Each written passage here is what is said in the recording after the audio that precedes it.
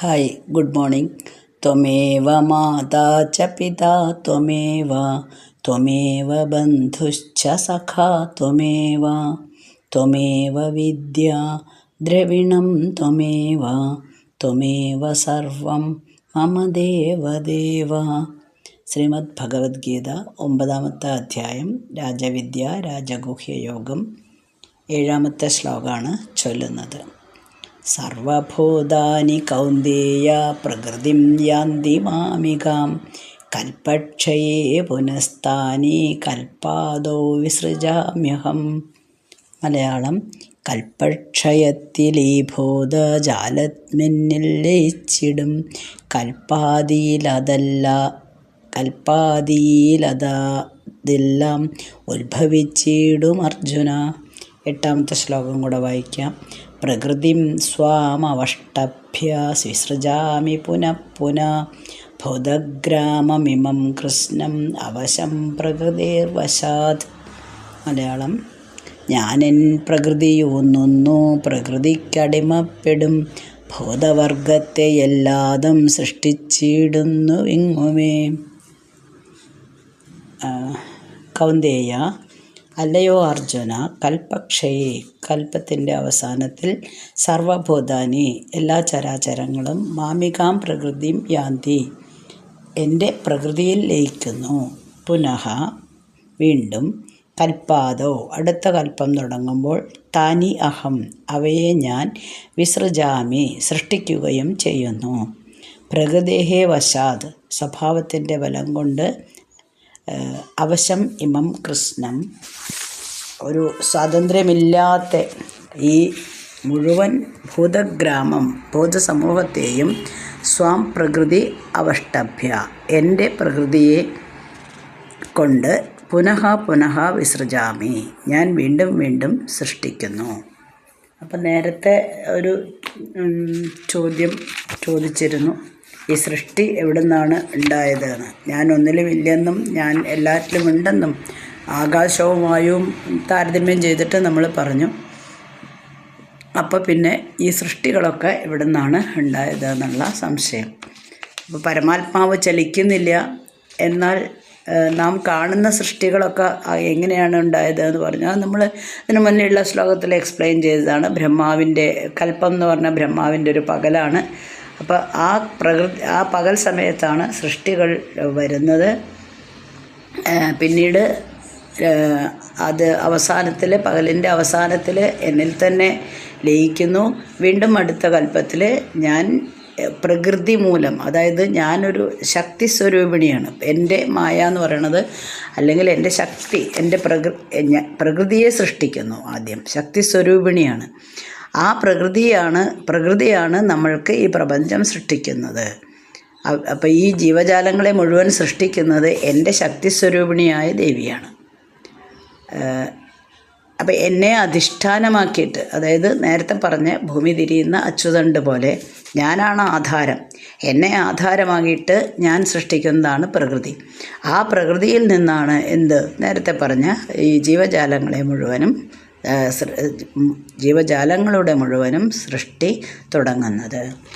അപ്പം നമ്മൾ ഇതിനു മുന്നേയും ബ്രഹ്മാവിൻ്റെ ഒരു ദിവസം കഴിഞ്ഞ അധ്യായത്തിൽ 8-ാമത്തെ അധ്യായത്തിൽ നമ്മൾ പഠിച്ചു കഴിഞ്ഞു. നമ്മളുടെ ഏകദേശം 430 കോടി സംവത്സരങ്ങളാണത്രേ ബ്രഹ്മാവിൻ്റെ ഓരോ പകലും. നമ്മളുടെ 430 കോടി അത്ര തന്നെ രാത്രിയും വരും. അങ്ങനെയുള്ള 30 ദിവസങ്ങളാണ് ബ്രഹ്മാവിൻ്റെ ഒരു മാസം. പിന്നീട് 12 ബ്രഹ്മമാസങ്ങൾ കൂടുമ്പോൾ ബ്രഹ്മാവിൻ്റെ ഒരു സംവത്സരം വരും. അങ്ങനെ 100 സംവത്സരം വരുമ്പോൾ ആ ബ്രഹ്മാവും മരണമടയുമെന്നാണ് പറയുന്നത്. അപ്പോൾ പ്രളയം ഉണ്ടാവും. ഭഗവാനിൽ നിന്ന് ആരംഭിച്ച ഈ ശക്തി സ്വരൂപിണി അല്ലെങ്കിൽ ശക്തി ഭഗവാനെ തന്നെ പ്രാപിക്കും. വീണ്ടും പ്രപഞ്ചം സൃഷ്ടി ആവശ്യം വരികയാണെങ്കിൽ ഭഗവാന്റെ ഇച്ഛയ്ക്കനുസരിച്ച് അത് വീണ്ടും നിർവഹിക്കപ്പെടുകയും ചെയ്യും. അപ്പോൾ എല്ലാ സൃഷ്ടിയും, ഹേ കുന്തിപുത്ര, ഓരോ കൽപ്പത്തിൻ്റെയും അവസാനത്തിൽ ഈ സൃഷ്ടി മുഴുവനും എന്നിൽ പ്രവേശിക്കുന്നു. അടുത്ത കൽപ്പം ആരംഭിക്കുമ്പോൾ ഞാൻ അവയെ വീണ്ടും സൃഷ്ടിക്കുകയും ചെയ്യുന്നു. അതപ്പം നമ്മൾ പറഞ്ഞു തന്നെയാണ്, ഓരോ ബ്രഹ്മാവിൻ്റെ ഓരോ കൽപ്പത്തിൽ നിന്നാണ് സൃഷ്ടി തുടങ്ങുന്നത്. അപ്പോൾ സമഷ്ടി മനസ്സിൽ പ്രകാശിക്കുന്നതാണ് പരമാത്മാവ്. അത് ഓരോരുത്തരിലും ഓരോ വൃഷ്ടി മനസ്സിൽ പ്രകാശിക്കുമ്പോൾ അവിടെ ജീവനായിട്ട് മാറുന്നു. അപ്പോൾ ഒരേ സൂര്യൻ തന്നെ ചളിവെള്ളത്തിലും പ്രതിബിംബിക്കുന്നുണ്ട്, നല്ല തെളിഞ്ഞ തടാകത്തിലെ വെള്ളത്തിലും പ്രതിബിംബിക്കുന്നുണ്ട് അല്ലേ. അപ്പോൾ ഒന്നിലെ പ്രതിബിംബം വളരെ ക്ലിയറാണ്, മറ്റേതിൽ മങ്ങിയതാണ്. അപ്പം അതിന് കാരണം, ഈ ചളിവെള്ളത്തിലെ മങ്ങിയ പ്രതിബിംബത്തിന് കാരണം സൂര്യന് വേണമെങ്കിൽ പറയാം, അവിടെ ചളിവെള്ളം കൊണ്ടാണ് ആ പ്രതിബിംബം മങ്ങിയതെങ്കിലും സൂര്യൻ്റെ പ്രതിബിംബമാണ് അവിടെ മങ്ങിയായിട്ട് കാണുന്നത്. അതുപോലെ ശരിക്കും എല്ലാ സൃഷ്ടിജാലങ്ങളും എനിക്ക് സ്വന്തം എന്ന് വേണമെങ്കിൽ ഭഗവാന് പറയാം. അതേ സമയത്ത് ഭഗവാൻ അതിലൊന്നിലും അധീനനായിട്ട് നിൽക്കുന്നുമില്ല. ഭഗവാന്റെ ഈ പരമാത്മാവിൻ്റെ അപരാപ്രകൃതിയാണ് ഈ ശരീരം, അല്ലെങ്കിൽ അഭിമാനിയായിട്ടുള്ള നമ്മൾ പറയുന്ന ഈ ശരീരം അല്ലേ. ഇപ്പോൾ കൽപ്പത്തിൻ്റെ ആരംഭത്തിൽ ഇതെല്ലാം വ്യക്തങ്ങളായിട്ട് അവ്യക്തത്തിൽ നിന്ന് വ്യക്തങ്ങളാവുന്നു. ഇതെല്ലാം കഴിഞ്ഞ അധ്യായത്തിൻ്റെ തുടർച്ച തന്നെയാണ്. അത് തന്നെയാണ് പറയുന്നത്. കൽപ്പത്തിൻ്റെ അവസാനത്തിൽ എല്ലാം എന്നിൽ തന്നെ ലയിക്കുകയും ചെയ്യുന്നു. അപ്പം നമ്മളുടെ ഈ ഭൂതസമൂഹത്തെ മുഴുവൻ ഞാൻ വീണ്ടും വീണ്ടും സൃഷ്ടിക്കുന്നു. അപ്പോൾ പ്രകൃതി കൊണ്ടാണ് ഞാനിതെല്ലാം ചെയ്യുന്നത്. പ്രകൃതിയാണ് എൻ്റെ ശക്തി. ആ പ്രകൃതിക്ക് എനിക്ക് അധീനമാണ് എന്ത്? പ്രകൃതി. ഞാൻ പറയുന്ന പോലെയാണ് പ്രകൃതിയുടെ നിലനിൽപ്പ്.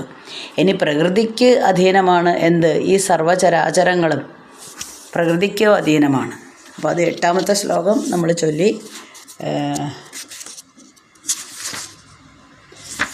ഇപ്പോൾ ഒരു സ്കൂളിലാണെങ്കിൽ ഒരു മാനേജർ, പ്രൈവറ്റ് സ്കൂൾസിലൊക്കെ ആണെങ്കിൽ മാനേജറാണ് ആർക്ക് നിർദ്ദേശങ്ങൾ കൊടുക്കുന്നത്? പ്രിൻസിപ്പൽക്ക് നിർദ്ദേശം കൊടുക്കുന്നത്. പ്രിൻസിപ്പൽ എന്ത് ചെയ്യും?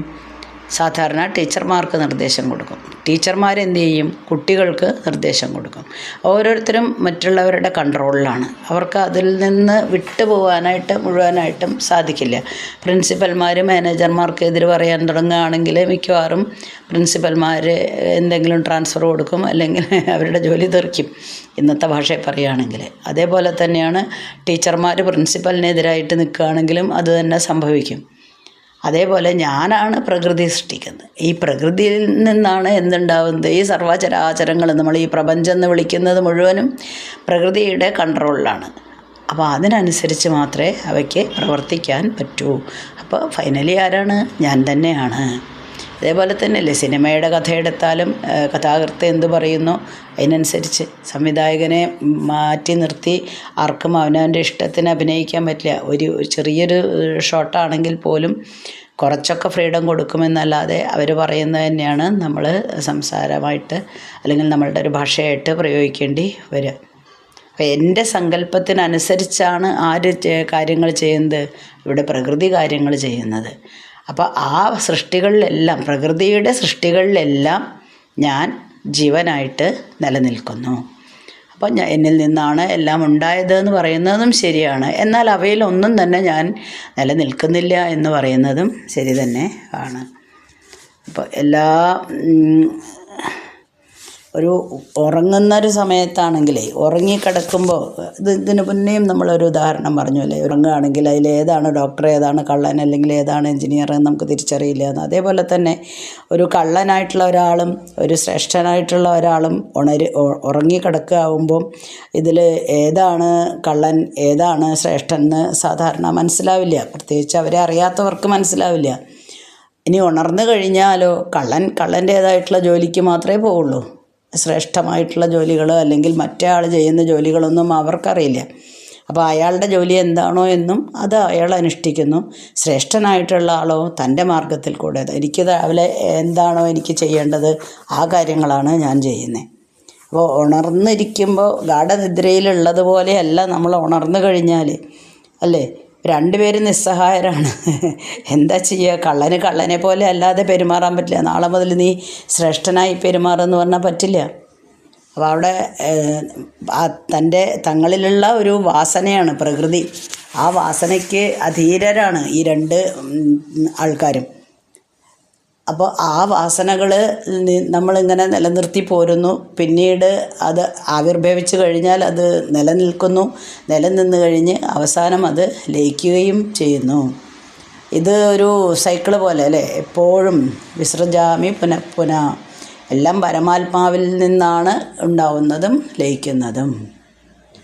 അപ്പോൾ കർമ്മത്തിനനുസരിച്ച് കർമ്മം എന്തായാലും ഉണ്ട്, അത് കർമ്മ നിയമങ്ങളുണ്ട്, അതിനനുസരിച്ച് ഉള്ള ഫലങ്ങളും ഉണ്ടാവും. അപ്പോൾ ഈ പ്രപഞ്ചത്തെ ഇങ്ങനെ സൃഷ്ടിക്കുകയും ലയിപ്പിക്കുകയും ചെയ്തുകൊണ്ടിരിക്കുന്നത് സാക്ഷാൽ പരമാത്മാവ് തന്നെയാണ്. അപ്പോൾ ആ കർമ്മ നിയമം ഈ പരമാത്മാവിനെ എത്രത്തോളം ബാധിക്കും, അല്ലെങ്കിൽ ഇതിനെയെല്ലാം എങ്ങനെ ബാധിക്കും എന്നുള്ളതാണ് ഇനി 9ാമത്തെ ശ്ലോകത്തിൽ പറയാൻ പോകുന്നത്. അടുത്ത ദിവസം വായിക്കാം.